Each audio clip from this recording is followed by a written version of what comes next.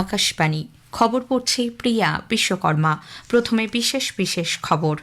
পশ্চিমবঙ্গে দক্ষিণ ২৪ পরগনার ২টি বিধানসভা কেন্দ্রের ১৫টি বুথে পুনর্নির্বাচনে বিকেল পর্যন্ত গড়ে প্রায় ৮৭% ভোট পড়েছে। ভোট গ্রহণ মোটের ওপর ছিল শান্তিপূর্ণ। পশ্চিমবঙ্গে বিধানসভা নির্বাচনে গণনা প্রক্রিয়া সুষ্ঠু ও স্বচ্ছ রাখতে নির্বাচন কমিশন ১৬৫ জন অতিরিক্ত কাউন্টিং অবজারভার এবং ৭৭ জন পুলিশ অবজারভার নিয়োগ করেছে। এলপিজি সরবরাহ কেন্দ্রগুলিতে পর্যাপ্ত পরিমাণে রান্নার গ্যাস মজুত রয়েছে বলে সরকার ফের জানিয়েছে। ছত্তিশগড়ের কাঁকের নারায়ণপুর সীমান্তের কাছে আইইডি বিস্ফোরণে নিরাপত্তা বাহিনীর ৪ কর্মী প্রাণ হারিয়েছেন। বিজ্ঞাপন জগতের বিশিষ্ট ব্যক্তিত্ব প্রসূন যোশী প্রসার ভারতীর নতুন চেয়ারম্যান নিযুক্ত হয়েছেন। দক্ষিণ লেবাননে ইসরায়েলের বিমান হামলায় ৭ জনের মৃত্যু। বিসিসিআই আজ ২০২৬ আইসিসি মহিলা টি-20 বিশ্বকাপের জন্য ১৫ সদস্যের দল ঘোষণা করেছে। আসছে বিস্তারিত খবরে। পশ্চিমবঙ্গের দক্ষিণ ২৪ পরগনার ২টি বিধানসভা কেন্দ্রের ১৫টি বুথে পুনর্নির্বাচন আজ মোটের ওপর নির্বিঘ্নেই সম্পন্ন হয়েছে। বিকেল ৫টা পর্যন্ত গড়ে প্রায় ৮৭% ভোট পড়ার খবর পাওয়া গেছে। মগরাহাট পশ্চিমের ১১টি বুথে ভোট পড়েছে ৮৬%-এর বেশি। ডায়মন্ড হারবারে 4টি বুথে ভোটের হার ৮৭.৬০%। সংশ্লিষ্ট রিটার্নিং অফিসার এবং পর্যবেক্ষকদের রিপোর্টের ভিত্তিতে নির্বাচন কমিশন এই বুথগুলিতে পুনর্নির্বাচনের নির্দেশ দেয়। পশ্চিমবঙ্গ, কেরালাম, তামিলনাড়ু, আসাম এবং কেন্দ্রশাসিত অঞ্চল পুদুচেরিতে বিধানসভা নির্বাচনে ভোট গণনা আগামী সোমবার। পশ্চিমবঙ্গে বিধানসভা নির্বাচনে আগামী ৪ মে গণনা প্রক্রিয়া সুষ্ঠু ও স্বচ্ছ রাখতে নির্বাচন কমিশন অতিরিক্ত গণনা পর্যবেক্ষক ও পুলিশ পর্যবেক্ষক মোতায়েন করার সিদ্ধান্ত নিয়েছে। এজন্য ১৬৫ জন অতিরিক্ত কাউন্টিং অবজারভার এবং ৭৭ জন পুলিশ অবজারভার নিয়োগ করা হয়েছে বলে কমিশন সূত্রে খবর। যেসব বিধানসভা কেন্দ্রে একাধিক গণনা কক্ষ রয়েছে সেখানে কাউন্টিং অবজারভারদের সহায়তা করতে এই অতিরিক্ত পর্যবেক্ষকদের রাখা হয়েছে। একই সঙ্গে গণনা কেন্দ্রের নিরাপত্তা ও আইন শৃঙ্খলা পরিস্থিতি পর্যবেক্ষণের দায়িত্বে থাকবেন পুলিশ অবজারভাররা। গণনা কেন্দ্রে প্রবেশ নিয়েও জারি হয়েছে কড়া নির্দেশিকা। শুধুমাত্র কিউআর কোড ভিত্তিক পরিচয়পত্র থাকলেই প্রবেশের অনুমতি মিলবে। পশ্চিমবঙ্গে ভোট গণনা কেন্দ্রে কাউন্টিং সুপারভাইজার হিসেবে কেন্দ্রীয় সরকারি কর্মীদের নিয়োগের বিরুদ্ধে তৃণমূল কংগ্রেসের দায়ের করা আবেদন খারিজ সংক্রান্ত সুপ্রিম কোর্টের সিদ্ধান্তকে স্বাগত জানিয়েছে বিজেপি।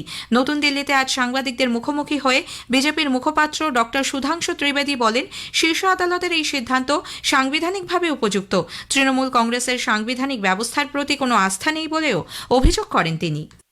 विगत 10-12 वर्षों में भिन्न भिन्न न्यायालय के स्तरों पर लगभग 80 बार से अधिक टीएमसी कोर्ट जा चुकी है। हर बार उसे मुंह की खानी पड़ी। सर्वोच्च न्यायालय ने भी आज स्पष्ट रूप से संवैधानिक दृष्टि से किसी चुनावी प्रक्रिया में हस्तक्षेप करने से की तृणमूल कांग्रेस की याचिका खारिज कर दी।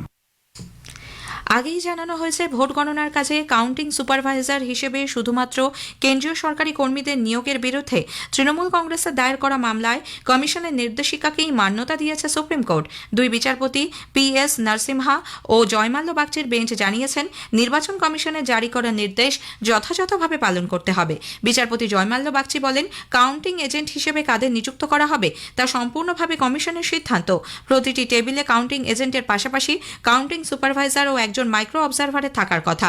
তার মধ্যে কেন্দ্র বা রাজ্য সরকারের যে কোনো কর্মী থাকতে পারেন।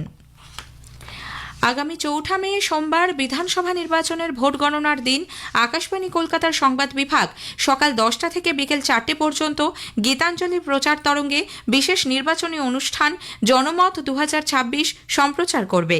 এর দ্বিতীয় পর্ব শোনা যাবে রাত 8টা 5 থেকে 9টা পর্যন্ত। নির্বাচনী সংবাদের পাশাপাশি এতে থাকবে ভোট গণনার গতি প্রকৃতি, ফলাফল বিশ্লেষণ ও রাজনৈতিক ব্যক্তিত্বদের মতামত। আকাশবাণী শিলিগুড়ি, শান্তিনিকেতন ও মুর্শিদাবাদ কেন্দ্র দুটি পর্বই রিলে করবে। এছাড়া ডিটিএইচ পরিষেবা, ফেসবুক পেজ আকাশবাণী সংবাদ কলকাতা এবং ইউটিউব চ্যানেল আরএনইউ কলকাতা সোশ্যাল মিডিয়াতেও জনমত ২০২৬ শোনা যাবে। প্রধানমন্ত্রী নরেন্দ্র মোদী বলেছেন, বুদ্ধ পূর্ণিমা তিথিতে গতকাল লেতে তথাগত বুদ্ধের পবিত্র স্মৃতিচিহ্নের প্রদর্শনীর উদ্বোধন অত্যন্ত আনন্দের বিষয়। সামাজিক মাধ্যমে এক পোস্টে শ্রী মোদী বলেন, এই স্মৃতিচিহ্ন কপিলাবস্তুর পিপরাওয়া স্তূপের সঙ্গে সম্পর্কযুক্ত। প্রদর্শনীটি চলবে 14 মে পর্যন্ত। তিনি বলেছেন, বুদ্ধের প্রতি শ্রদ্ধা জানানোর জন্য লাদাখের মানুষের কাছে এই প্রদর্শনী এক বিরাট সুযোগ। খবর শুনছেন আকাশবাণী থেকে। এলপিজি সরবরাহ কেন্দ্রগুলিতে পর্যাপ্ত পরিমাণে রান্নার গ্যাস মজুত রয়েছে বলে সরকার জানিয়েছে। পশ্চিম এশিয়ায় সংকটের মধ্যেও গৃহস্থের বাড়িতে এলপিজি সিলিন্ডারের 100% সরবরাহ নিশ্চিত করা হচ্ছে। পেট্রোলিয়াম ও প্রাকৃতিক গ্যাস মন্ত্রক জানিয়েছে, গতকাল অনলাইনে এলপিজি সিলিন্ডারের বুকিং 99% পৌঁছেছে এবং ওটিপি ভিত্তিক গ্যাস সরবরাহ 94% বেশি বৃদ্ধি পেয়েছে। এলপিজি সিলিন্ডারের বেআইনি মজুত এবং কালোবাজারি রুখতে গতকাল দেশব্যাপী 1700টিরও বেশি জায়গায় তল্লাশি চালানো হয়। দেশের সব পেট্রোল পাম্পগুলি স্বাভাবিকভাবে কাজ করছে বলেও সরকার জানিয়েছে। বন্দর, জাহাজ চলাচল ও জলপথ পরিবহন মন্ত্রক জানিয়েছে, সংঘাতহীন অঞ্চলে থাকা সব ভারতীয় নাবিক নিরাপদে রয়েছেন এবং গত 24 ঘণ্টায় ভারতীয় পতাকাবাহী জাহাজে হামলার কোনো ঘটনা ঘটেনি। ছত্তিশগড়ের কাঁকের নারায়ণপুর সীমান্তের কাছে আইইডি বিস্ফোরণে নিরাপত্তা বাহিনীর 4 কর্মী প্রাণ হারিয়েছেন। মাটিতে পুঁতে রাখা আইইডি নিষ্ক্রিয় করার সময় তাতে বিস্ফোরণ হয়। ইন্সপেক্টর সুখরাম ওয়াট্টি, কনস্টেবল কৃষ্ণ কোমরা, সঞ্জয় গড়পালে এবং পরমানন্দ কোমরা গুরুতর আহত হন। পরে তাঁদের মৃত্যু হয়। বস্তার রেঞ্জের পুলিশের আইজি সুন্দররাজ পি জানিয়েছেন, আত্মসমর্পণকারী মাওবাদী এবং অন্যান্য সূত্র মারফত প্রাপ্ত তথ্যের ভিত্তিতে সাম্প্রতিক সময়ে বস্তার ডিভিশন থেকে একাধিক আইইডি উদ্ধার এবং নিষ্ক্রিয় করা হয়েছে।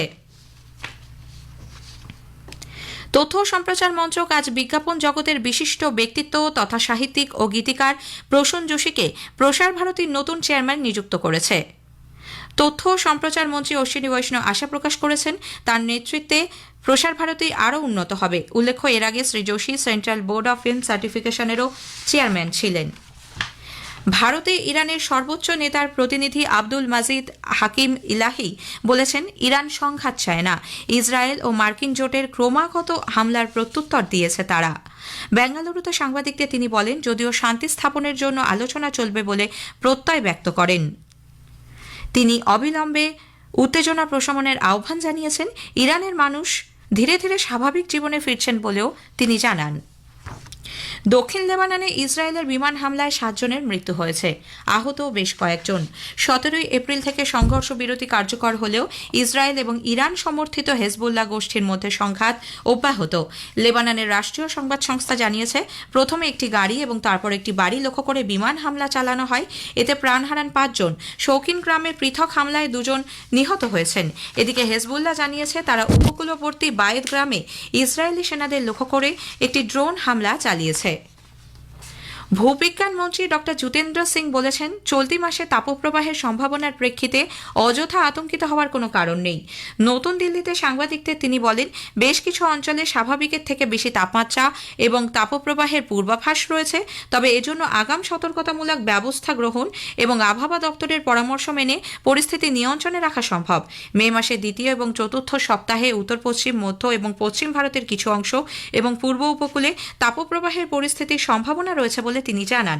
প্রথম এবং 3য় সপ্তাহে পশ্চিমী ঝঞ্ঝা এবং বজ্রবিদ্যুৎ সহ বৃষ্টির কারণে দেশের বেশিরভাগ অংশে তাপমাত্রা স্বাভাবিকের থেকে কম থাকার পূর্বাভাস। প্রাকৃতিক দুর্যোগ মোকাবিলা সংক্রান্ত জরুরি সতর্কবার্তা নাগরিকদের কাছে পৌঁছে দিতে সেল ব্রডকাস্ট সিস্টেম চালু করেছে ভারত সরকার। ইন্টারন্যাশনাল টেলিকমিউনিকেশন ইউনিয়নের সুপারিশ অনুযায়ী এবং সি.এর সহযোগিতায় তৈরি সচেত নামের ইন্টিগ্রেটেড অ্যালার্ট সিস্টেমটি ইতোমধ্যেই দেশের সব রাজ্য এবং কেন্দ্রশাসিত অঞ্চলে কার্যকর হয়েছে। এই সিস্টেমটির পরীক্ষা করার উদ্দেশ্যে নির্দিষ্ট এলাকার মোবাইল গ্রাহকদের কাছে SMS এর মাধ্যমে আজ মোবাইল ফোনে সাইরেন সহ দুর্যোগের সতর্ক বার্তা পাঠানো হয়। তবে নাগরিকরা যাতে চিন্তিত না হয় সেই কারণে কেন্দ্রীয় যোগাযোগ মন্ত্রী জ্যোতিরাদিত্য সিন্ধিয়া সামাজিক মাধ্যমে এক পোস্টে জানান, মোবাইলে এ ধরনের কোনো সতর্কবার্তা আসলে আতঙ্কিত হওয়ার প্রয়োজন নেই। ভারতের ক্রিকেট কন্ট্রোল বোর্ড বিসিসিআই আজ 2026-এর আইসিসি মহিলা টি-20 বিশ্বকাপের জন্য 15 সদস্যের দল ঘোষণা করেছে। অধিনায়ক হচ্ছেন হরমনপ্রীত কৌর এবং সহ অধিনায়ক হিসেবে মনোনীত হয়েছেন স্মৃতি মান্ধানা। ইংল্যান্ডের মাটিতে আয়োজিত এই টুর্নামেন্ট আগামী 12 জুন শুরু হবে। চেন্নাইয়ের এম এ চিদাম্বরম স্টেডিয়ামে আজ আইপিএল ক্রিকেটে চেন্নাই সুপার কিংস মুম্বাই ইন্ডিয়ান্সের মুখোমুখি হয়েছে। টসে জিতে মুম্বাই ইন্ডিয়ান্স প্রথমে ব্যাট করছে। শেষ খবর পাওয়া পর্যন্ত মুম্বাই ইন্ডিয়ান্স 2 ওভার 5 বলে 1 উইকেটে 18 রান করেছে। শেষ করার আগে খবরের বিশেষ কিছু অংশ আরও একবার। পশ্চিমবঙ্গে দক্ষিণ 24 পরগনার 2টি বিধানসভা কেন্দ্রের 15টি বুথে পুনর্নির্বাচনে বিকেল পর্যন্ত গড়ে 87% ভোট পড়েছে। ভোট গ্রহণ মোটের ওপর ছিল শান্তিপূর্ণ। খবর শেষ হলো। এরপর স্থানীয় সংবাদ 7টা বেজে 50 মিনিটে।